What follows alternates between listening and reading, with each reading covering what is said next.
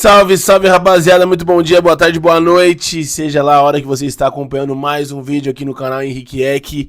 Começando a semana, começando mais uma segunda-feira e eu mesmo venho aqui pedir o seu like, pedir o seu apoio, pedir o seu comentário, o seu compartilhamento e se inscrevendo aqui no meu canal, porque primeira semana nós fizemos bonitinhos com vídeos de segunda a sexta. Aí estamos estruturando a questão de lives, não deu pra fazer esse final de semana, vamos ver esse final de semana que vem.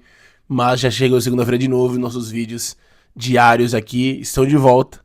Então peço pra você deixar seu like pro YouTube, compartilhar ainda mais nesse nosso trabalho e também lá nas redes sociais, @EckHenrique no Instagram e também no TikTok. Hoje vamos falar da final da Supercopa Rei do Brasil. Corinthians campeão em cima do Flamengo. Você já viu aí no título e na thumb. E a gente nem precisa, né, correr com o vídeo, que vai ser um vídeo, acho que até um pouco longo, porque tem muita coisa pra falar. E aqui eu não quero me achar, eu não quero falar que eu entendo muito de futebol, embora eu entenda bem mesmo de futebol. Eu quero que vocês relembrem, primeiramente, o meu vídeo da última sexta-feira? Sexta ou quinta, um dos dois. Ou foi o vídeo que eu falei do Corinthians, ou foi o vídeo que eu falei do Flamengo. Ou na sexta ou na quinta. Relembre e eu vou deixar isso claro aqui.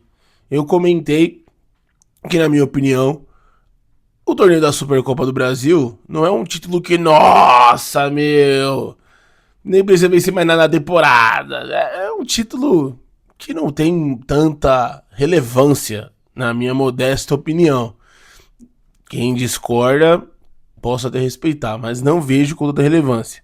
Porém, é um título que te dá paz, que te dá tranquilidade. E muito pelo lado do Corinthians, vencer não de que mudaria o Corinthians de patamar, mas liga um sinal de alerta do Corinthians voltar a estar crescendo no cenário do futebol brasileiro. Para o Flamengo também seria importante esse título, porque vinha de duas derrotas consecutivas, uma no Carioca e outra no Campeonato Brasileiro na sua estreia, jogando sim com boa parte do seu time titular nesses dois jogos. Então seria uma boa resposta para mim para começar bem o ano, que não aconteceu pelo lado do Flamengo.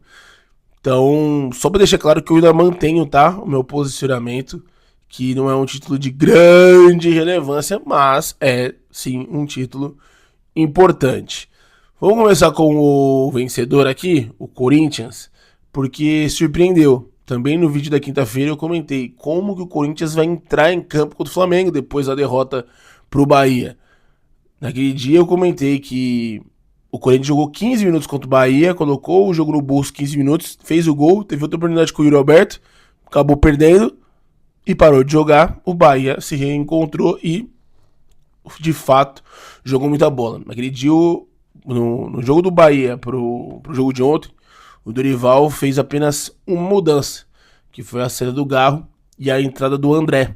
O resto ele manteve a mesma equipe. Eu vou comentar do André aqui, porque foi a mudança mais acertada do Dorival. A gente sabe o quanto o Garro joga bola, o quanto o Garro é craque de bola, mas para um jogo, pegando o meio campo do Flamengo, que tem nada mais nada menos que Eric Pulgar, Jorginho e Arrascaeta, você precisava dar uma atenção na marcação. E o André domina o meio campo.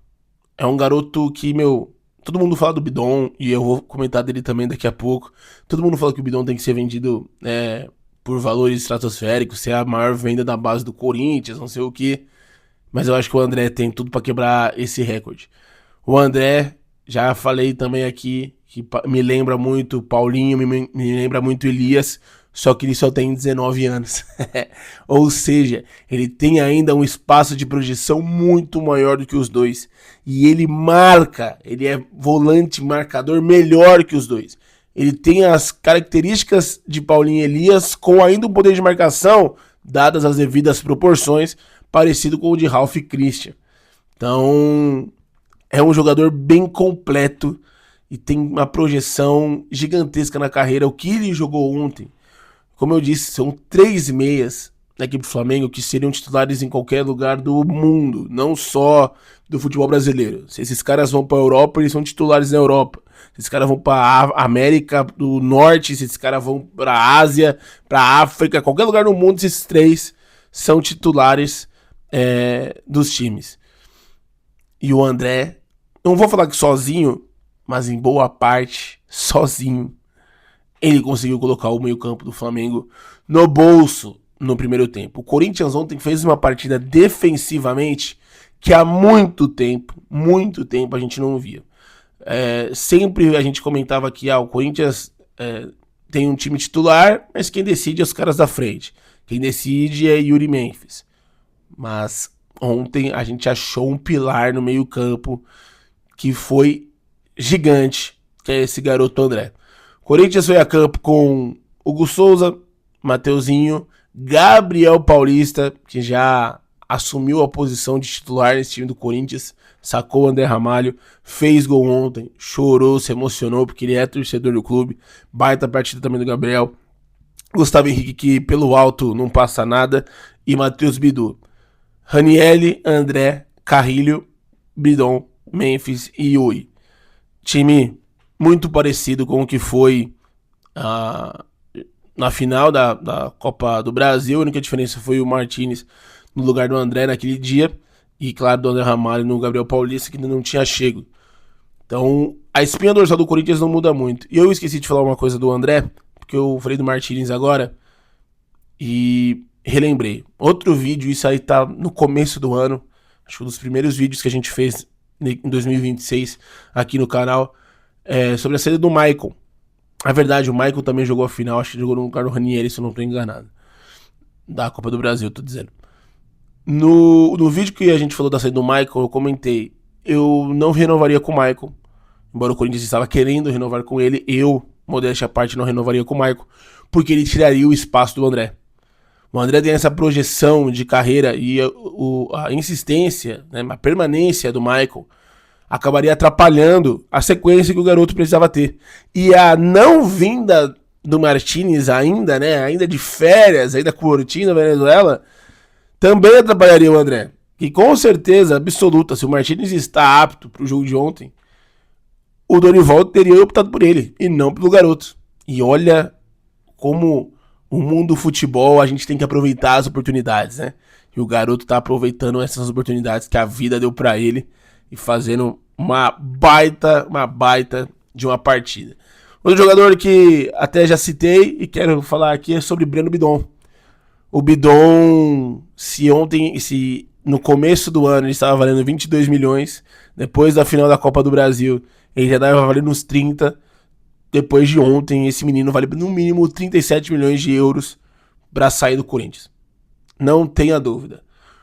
É uma classe, é uma calma que não parece que tem 20 anos. O Ancelotti estava lá ontem. Eu acho que para a Copa do Mundo ele não vai porque o elenco tá fechado, tá? Mas assim, se o Bidon não tiver no próximo ciclo de Copa do Mundo no futebol brasileiro, eu tô maluco. Não tô dando aqui papo de lunático, não. O Bidon precisa, não tô falando de ser titular, mas o Bidon precisa ser um dos meias da próxima geração do futebol brasileiro. Precisa, é necessário. Porque ele, como eu não gosto de usar muito esse termo, eu acho o termo bem futebol moderno, e eu tento conciliar entre a modernidade e o raiz, mas é a realidade. O Bidon é um todo-campista. Ele é todo-campista. Se tem um buraco no lado esquerdo, ele vai e fecha. Se tem um buraco no lado direito, ele vem e fecha. Se ele tá vendo que, tá precisando aqui da marcação, ele sai ali da função de armador e vem jogar de segundo volante. Ele é, leitura de jogo absurda, calma na hora de dominar uma bola, calma na hora de dar um passe. É um jogador completo, cara, completo, também jovem, tem muita projeção. Muita gente falava que ele tinha todo o aspecto, o estilo de futebol alemão. E pra mim ele já ganhou forma de jogar Premier League, velho. Desculpa, pra mim ele hoje consigo enxergar o Bidon em qualquer time do futebol inglês. Consigo enxergar ele em qualquer time do futebol inglês, porque o garoto tem uma qualidade absurda. E agora, assim, comentando mais do jogo, né? Acho que esses dois jogadores eu queria dar o destaque no início do vídeo. Início, quase 10 minutos já. Mas queria dar esse destaque. E falando um pouco do jogo, o Corinthians surpreendeu ontem. Justamente porque escolheu jogar, né? Outra coisa que eu falei no vídeo de quinta. Será que esse time vai escolher qual jogo joga? E ontem ficou claro, ficou evidente que o Corinthians escolhe qual jogo os caras vão correr de fato. Qual jogo os caras vão se entregar de fato. E o Corinthians não se entregou. Com 50 segundos, o Yuri já recebeu uma bola na direita, cruzou, o Memphis veio no carrinho, quase chegou na bola. Você fala, opa, que é isso? Claro que o Flamengo tem muito mais qualidade técnica. Claro que o Flamengo é um time melhor que o Corinthians hoje, não só time, como elenco. Só que ficou acuado e esse meio-campo ontem não conseguiu sobressair no meio-campo do Corinthians. Foi povoado o meio-campo do Corinthians. Enquanto o Flamengo jogava com 3 jogadores e a qualidade dos 3, Pulgar, Jorginho e Arrascaeta, o Corinthians fazia ali um bloco de novo, voltando ao que era o time do Ramon Dias, no losango, e fechou muito bem os espaços. O Bidu está jogando uma enormidade, não deixou o Plata crescer no primeiro tempo. O Mateuzinho, mais defensivo ontem, acabou com a vida do Carrascal no primeiro tempo. Acabou com a vida do Carrascal no primeiro tempo.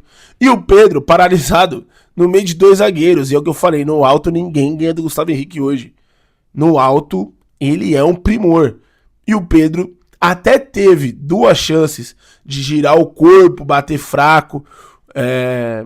Como eu disse, o Corinthians começou um pouco mais incisivo. O Flamengo, opa, vamos retomar a casinha aqui. Embora o Flamengo conseguisse fazer o seu jogo, não levou grande perigo ao gol do Corinthians no primeiro tempo em nenhuma finalização. Teve essa do Pedro, teve uma outra do Pulgar de fora da área. Mas assim, você viu um Corinthians seguro. Você não viu o Corinthians sofrendo. Puta, é o Flamengo em cima e o Corinthians vai tomar gol a qualquer momento, não. Embora o Flamengo ficasse com a bola, você fala, não, beleza, tá um jogo aqui legal. Mas você não consegue enxergar o Flamengo a fazer gol a qualquer momento. Pelo menos eu não enxergava. E, surpreendentemente também, numa jogada ensaiada de bola parada, saiu o gol do Corinthians. Escanteio cobrado curto pelo meio, fiz a bola volta até a linha intermediária com o Mateuzinho, ele coloca na área, Gustavo Henrique ganha de cabeça, dá o passo para trás e Gabriel Paulista chega finalizando. O Léo Ortiz, ou o Léo Pereira, eu não sei qual que dos zagueiros do Flamengo, tenta cortar, acaba colocando para dentro, 1-0 pro Timão. Você fala, meu, legal, vai se retrancar ou vai continuar jogando? Acho que era esse o grande medo do torcedor corintiano. Bom, beleza, fez o gol. Coisa linda, ninguém estava esperando muito isso. Até porque o Flamengo mandava no jogo. E agora, qual vai ser a postura do Corinthians? Ele vai fechar a casinha bumbum lá atrás e chamar o Flamengo pro jogo ou vai manter a postura? E é o que eu falo. Incrivelmente, o Corinthians manteve a postura. Teve uma outra chance clara de gol, com o André roubando a bola, deixando no Bidon, o Bidon levando, viu o Memphis sozinho lá da esquerda, rolou, o Memphis bateu e o goleiro Rossi fez a defesa. Primeiro tempo, maravilha do Corinthians. E aí vem um lance que muda muito a história do jogo. O árbitro já estava encerrando o primeiro tempo, tem um braço do Carrascal no rosto do Bidon, um lance no meio campo, longe de onde estava sendo a jogada. E o VAR não chama na hora. E com todo respeito, eu tava fazendo esse jogo pelo Tic Tac Sports. Aí, a primeira imagem que foi da detentora, né, que foi da Globo, você via de longe, é um encontrão, beleza. Tanto que, pô, demora pra voltar ao intervalo, o Flamengo volta antes, o Corinthians, acho que vai ter que pagar uma multa. Se eu não me engano, o Corinthians voltou com 18, né? Lembrando que tem que ser 15 no intervalo do futebol brasileiro. Não só brasileiro como mundial. O Corinthians demorou. Quando voltou, vai começar o segundo tempo, legal. Carrascal em campo, nenhuma das 2 equipes mexeram, nenhuma das equipes mudaram. O árbitro vai ensinar o de VAR. Eu fiquei sem entender, eu tô narrando o jogo e falo, gente, eu nunca vi isso. Quando vai pra imagem, eu falei, entendi. É a imagem do Carrascal sobre o Bidon. E aí a imagem, não tem dúvida alguma, é uma imagem mais aproximada. É uma imagem que tá bem colada no rosto dos dois. E realmente tem o braço, né? O antebraço dele acertando a cara do Bidon. Ele é expulso. Regra permite, tá? A regra permite, porque o jogo ainda não tinha sido iniciado. entendeu? E outra, lance de agressão pode ser em qualquer momento do jogo. Não é igual um lance de gol e lance de impedimento, que isso aí tem que esperar para reiniciar, porque se reinicia não volta mais, a agressão é diferente. Mesmo assim, também caracterizaria na primeira regra, porque o jogo ainda não tinha sido reiniciado. Então a arbitragem acerta em expulsar o Carrascal. Porém, eu não vou ser hipócrita que isso prejudica o Flamengo. E prejudica o esquema de jogo do Filipe Luís. Porque uma coisa é você, beleza, meu jogador foi expulso, eu vou jogar o segundo tempo inteiro com o jogador a menos. Ele vai pro intervalo, tem 15 minutos para pensar e armar uma estratégia. Ele teve que jogar pelo menos 3 minutos sem poder mexer no time. Porque o Carrascal é expulso, ele monta ali um esquema tático, tanto é que 3 não, né? 3 ele chamou o Paquetá pra aquecer. Se eu não me engano, o Paquetá foi entrar só com 11, 12 do segundo tempo. Mas ele mexeu ali na forma do time, acabou tirando o Pedro pra colocar... Puta, agora me fugiu quem ele coloca no lugar do Pedro. Eu acho que é o próprio Paquetá, aos 12. Agora acho que a cabeça me confundiu um pouco. Mas muda o esquema de jogo, deixando o Arrascaeta mais aberto pelo lado. O Jorginho vem um pouco mais pra frente fazer a função de meia. E o Pulgar ainda como o primeiro volante. Mas sabe como isso... Você vê no Flamengo assim, caraca, nós estamos com um a menos, o que a gente vai fazer aqui? Não transpareceu tanta insegurança, porque o time é bom. E outra coisa, o segundo tempo foi muito abaixo do primeiro. Pros dois times, tá? Não teve jogo, e aí eu vou falar na arbitragem do Rodrigo Klein, né? Que foi o árbitro da partida de ontem. Ele acertou na expulsão, mas ele tentou compensar em todos os momentos esse jogo pro Flamengo. Tentou. E aquele jogo vai irritar o time do Corinthians, que teve muito mental. O Flamengo também não conseguiu propor seu jogo justamente pelo árbitro. Se o Flamengo tem a posse de bola, tem a bola no pé e tenta armar, é uma coisa. Qualquer toquinho de jogador do Flamengo, ele tava marcando falta. E o Flamengo abusou, obviamente, das bolas paradas. Então foi o segundo tempo que pouca bola rolou e foi muito apostado em lance de cruzamento direto na área. Tanto que o Pulgar acerta uma cabeçada na trave, né? E quando essa bola bateu na trave, o Corinthians falou assim, gente, o jogo é esse, mental, foco, vamos no contra-ataque. O Corinthians começou a apostar muito contra-ataque. E quando a falta era pro Corinthians, ele não marcava, dava lateral pro Flamengo e tudo mais. Qualquer toquinho de jogador do Flamengo, como eu disse, ele marcava a falta. Beleza. O Corinthians, numa escapada de contra-ataque, consegue fazer o segundo gol. E olha que engraçado.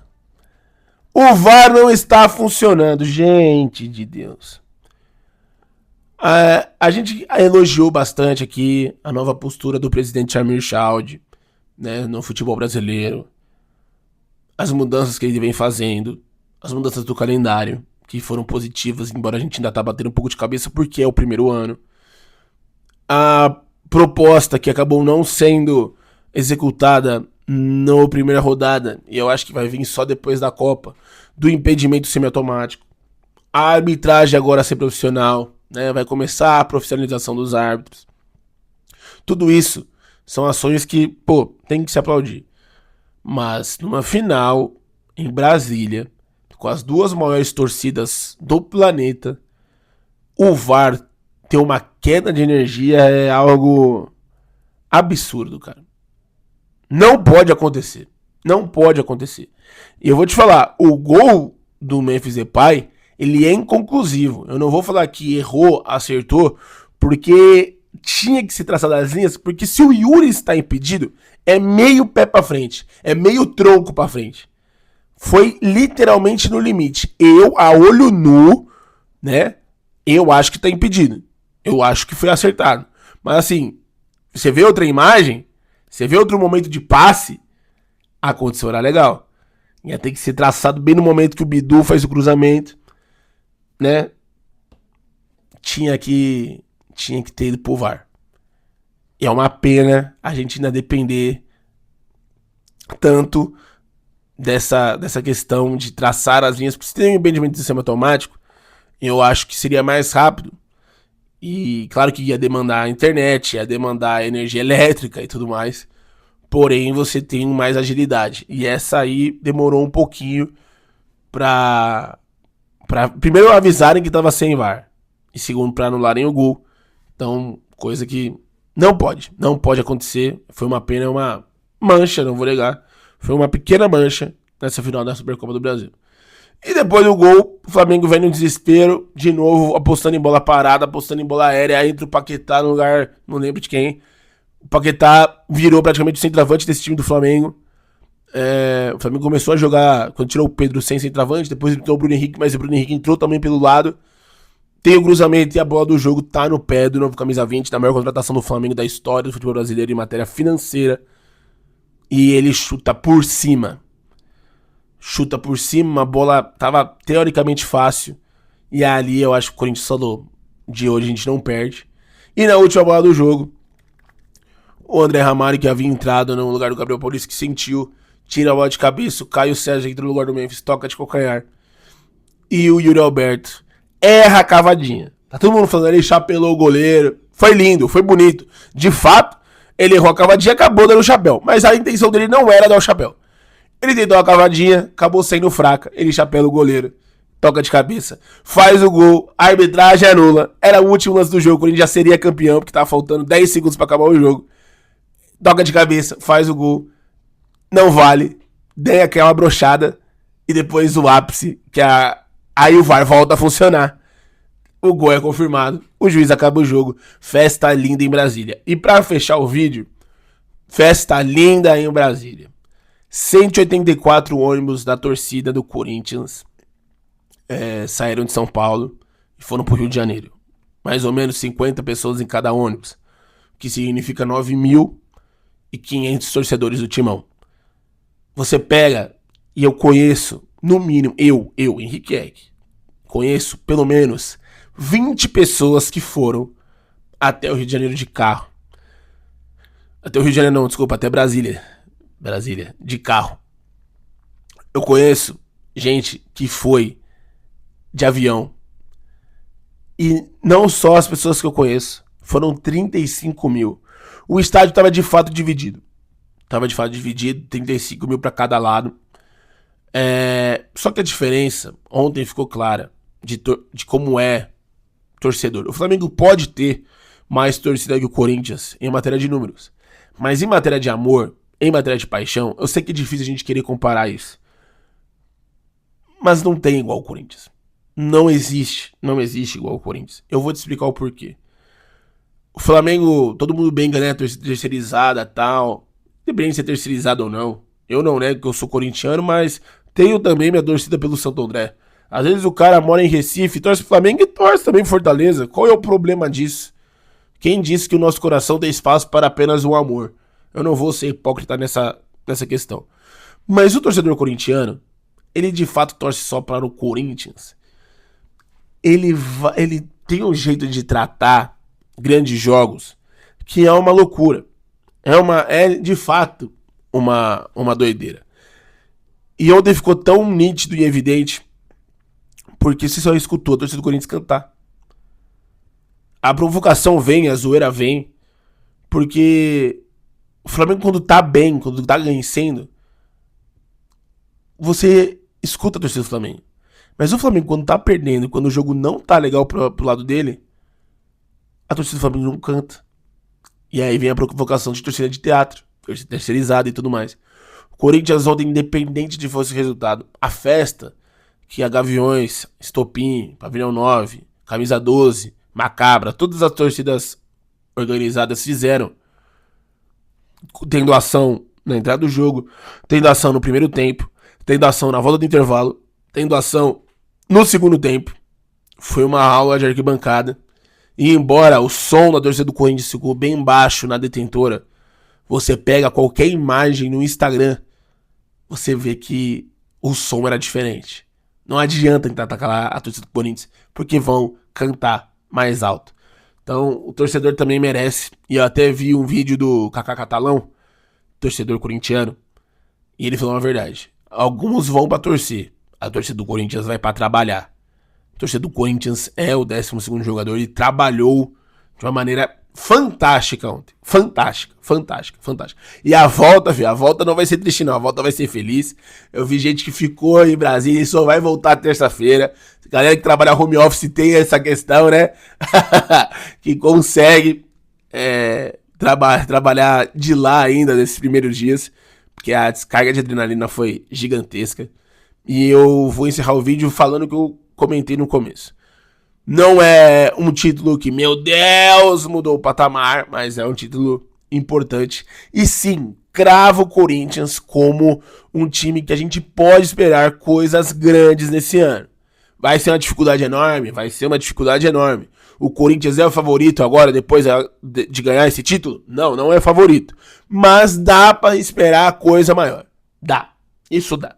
Dá pra esperar coisa melhor desse time. Olha, é o vídeo mais longo dessa temporada, hein? Mas também, final, não tinha como a gente não falar bastante. 25 minutos entregues pra você aqui, dessa análise do que eu enxerguei de Corinthians e Flamengo na final da Supercopa do Brasil. Mais uma vez, peço seu like, peço a sua inscrição aqui no canal e me seguir lá nas redes sociais, @IECHenrique. Volto amanhã com o conteúdo que eu nem sei ainda. Mas a gente volta amanhã pra falar de futebol pra você por aqui. Forte abraço a todos, valeu! Tchau!